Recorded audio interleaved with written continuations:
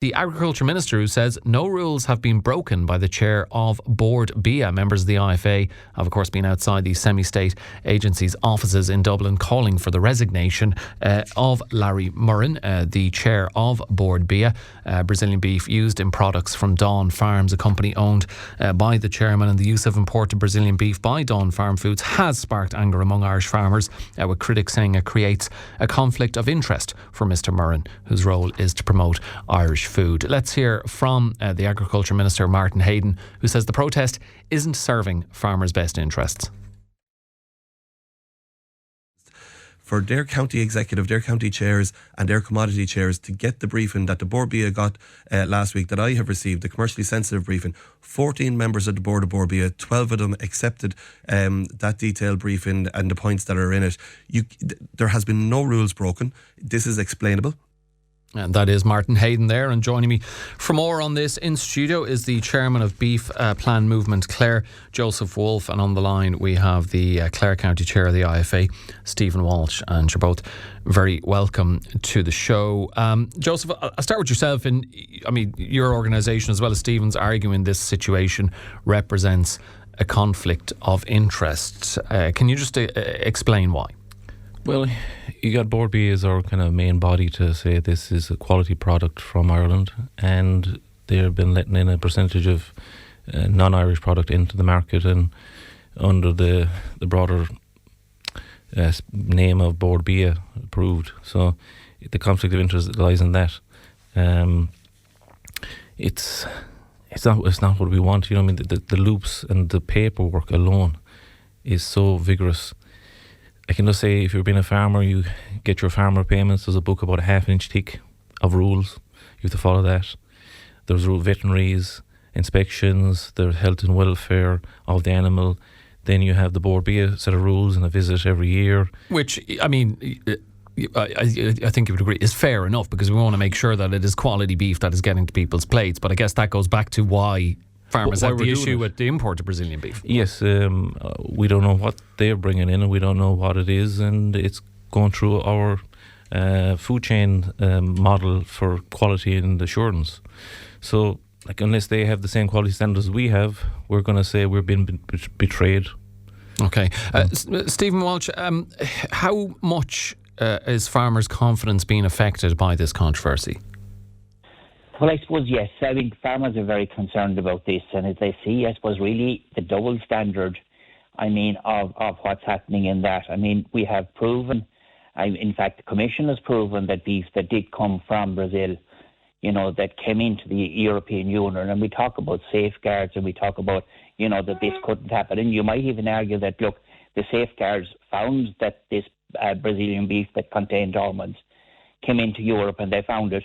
But in actual fact, they found it all right, but when they actually went to trace it, they found it was consumed down in Italy.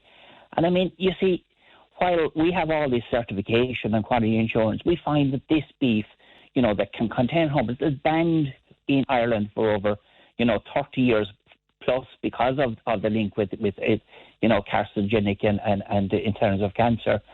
And, we're concerned that it brings down our standards. It brings our food, the reputation of this Irish food in conflict.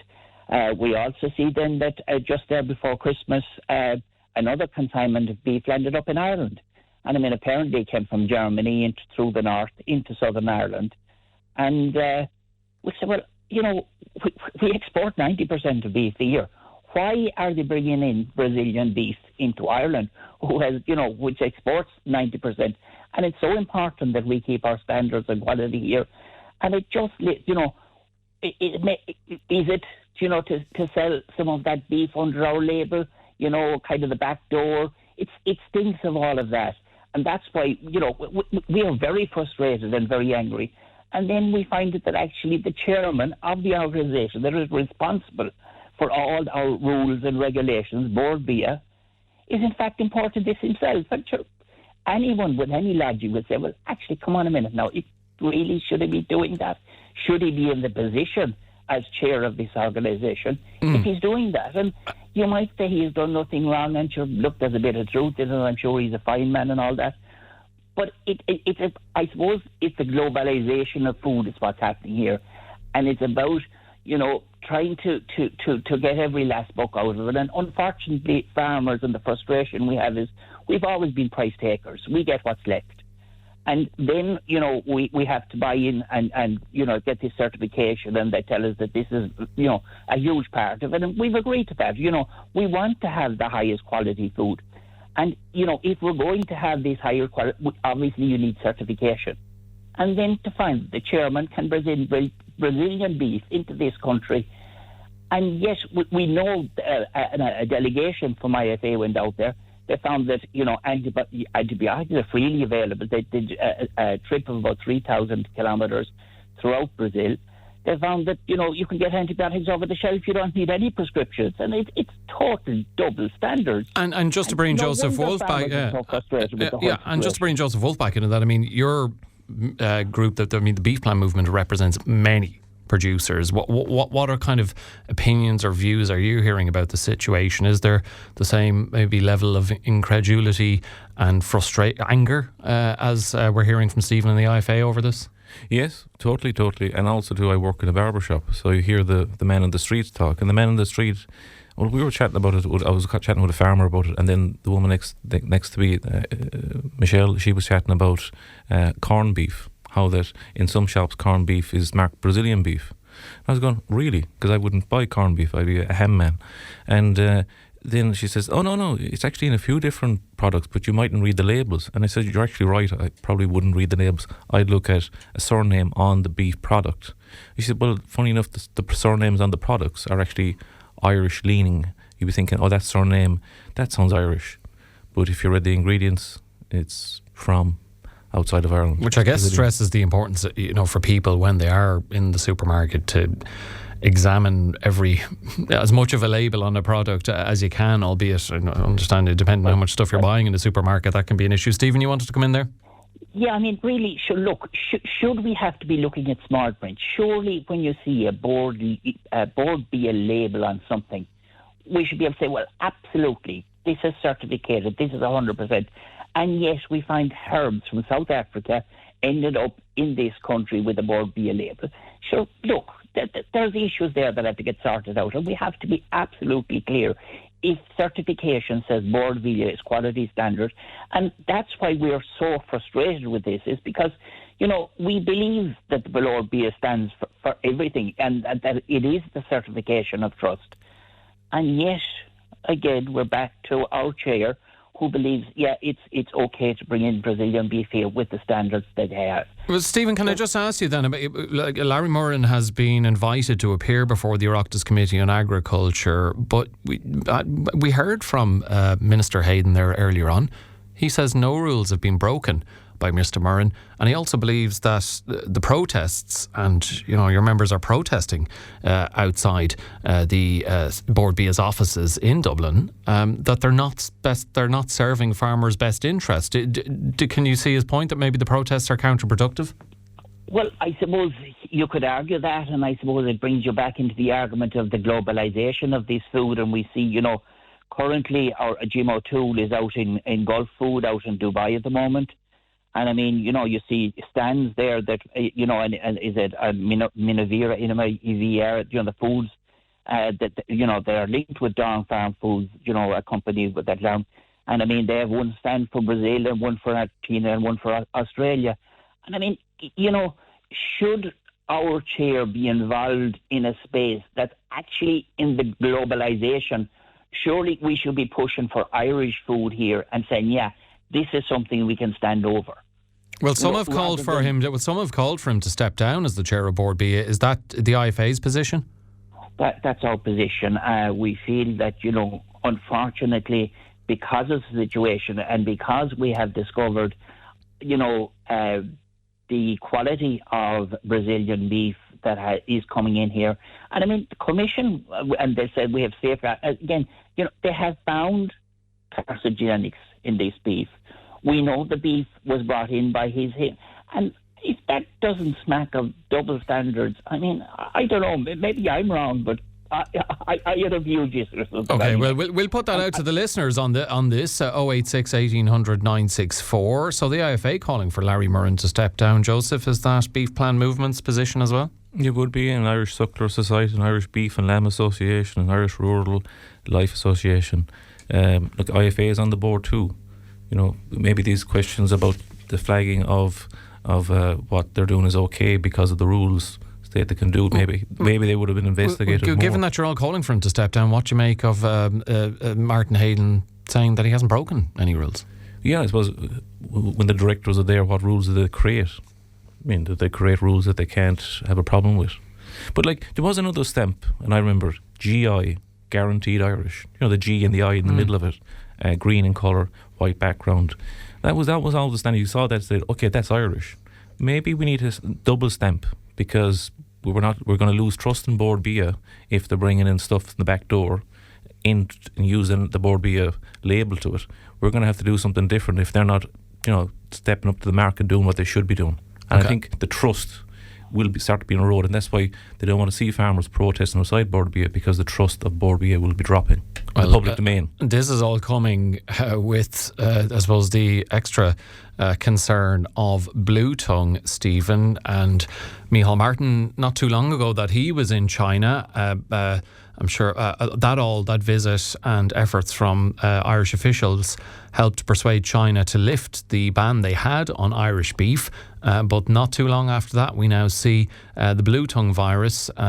11 cases of it confirmed in cattle in County Wexford this week, and China has suspended imports of Irish beef once again. Now, agriculture officials are engaging with their Chinese counterparts to try and calm the concerns over the bluetongue virus, but just how damaging is this for beef producers here, particularly when Minister Hayden is saying we just don't know when that trade will resume, because it took quite some time to get them to lift their previous ban? No, I suppose, look, it was basically 12th of January, so it was only last week really that ban was lifted, and now it's gone again. And I suppose it's the volatility of these markets that, the smallest issues, and I'm not saying that bluetongue is a small issue, it's a major issue, but, that any excuse, I mean, and we know that it hasn't an issue with food quality or but that's the situation, that's the rules of trade, and I suppose they can ban it, just as quickly again. I suppose the fact that it came into Ireland, well, we looked there before Christmas, we found it there was cases up in the north, and I suppose if it travelled from England over to the north, I suppose why did we were expecting this summer, yes, of course. It had every chance of ending up on the shore, in the south as well. Do you worry, Stephen, that because this has come less than 2 weeks after China lifted the ban on Irish beef, that because it has happened so soon after a ban that was in place for quite some time, that they'll be extra reluctant to lift it again, that there's going to have to be a lot of work done on our side to persuade them to agree to take in to import Irish beef again?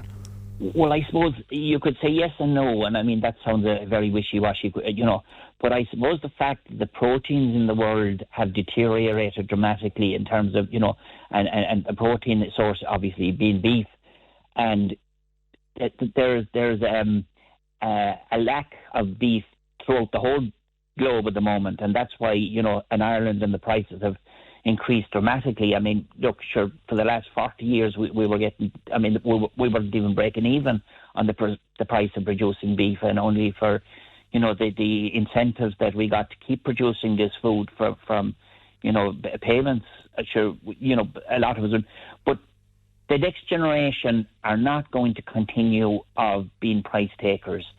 And that's why there's about 250,000 less suckler cows in this country. So that means less beef available, and that's happening across the world. And I suppose we have to be nearly asking our questions, well, do we really expect, the likes of Brazil to continue feeding the world if we allow our own markets to deteriorate?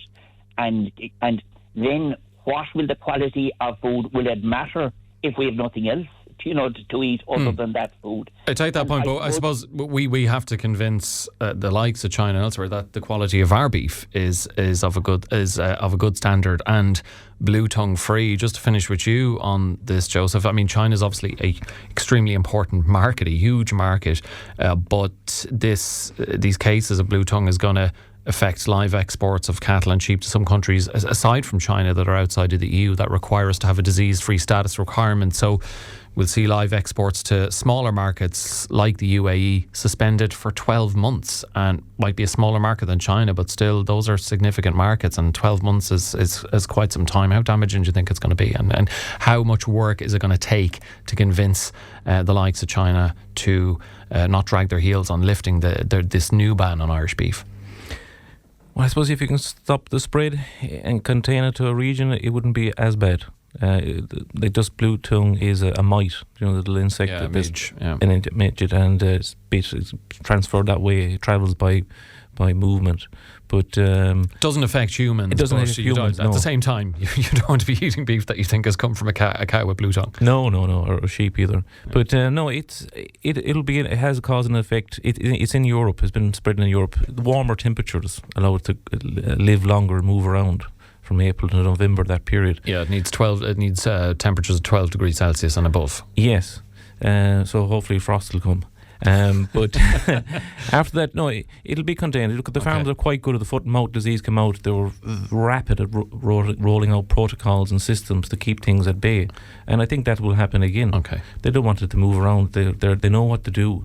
As our standards are so high, we're used to dealing with. Okay, you're confident it'll be addressed fairly quickly and dealt with fairly quickly. Okay, look, we do have to leave there. Joseph Woulfe, thank you very much. Chairman of the Beef Plan Movement in Clare, and Barber amongst various roles. And thanks also to the Clare County Chair of the Irish Farmers Association, Stephen Walsh, who was on the line with us.